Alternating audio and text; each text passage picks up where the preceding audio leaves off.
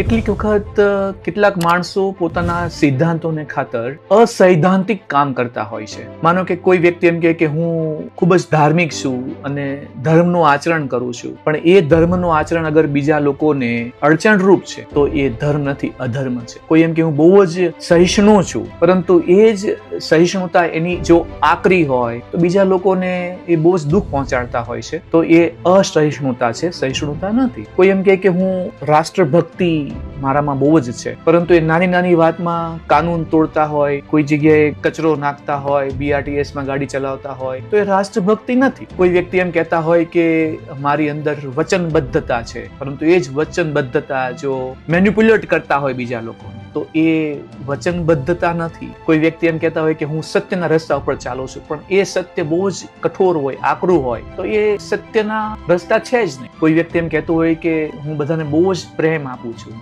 પરંતુ એ પ્રેમ જો બીજા લોકોને બંધનમાં નાખતા હોય, બીજા લોકોને તકલીફ આપતો હોય, બીજા લોકોને દબાણ આપતો હોય, તો એ પ્રેમ નથી, એ અપ્રેમ છે. કોઈ વ્યક્તિ એમ કહેતા હોય કે મારી અંદર ખૂબ જ દયા છે, પરંતુ એ જ દયામાં જો એને નામના પોતાનું નામ કમાવાની જો અપેક્ષા રાખતા હોય અને એ દયામાં પોતાનો પર્સનલ સ્વાર્થ રાખતા હોય, તો એ દયા નથી. એટલે કહેવાનો મતલબ એમ છે કે જે પોતાના કહેવાતા સિદ્ધાંતો અગર બીજા લોકોને કોઈ તકલીફ આપે છે તો એ સિદ્ધાંત નથી.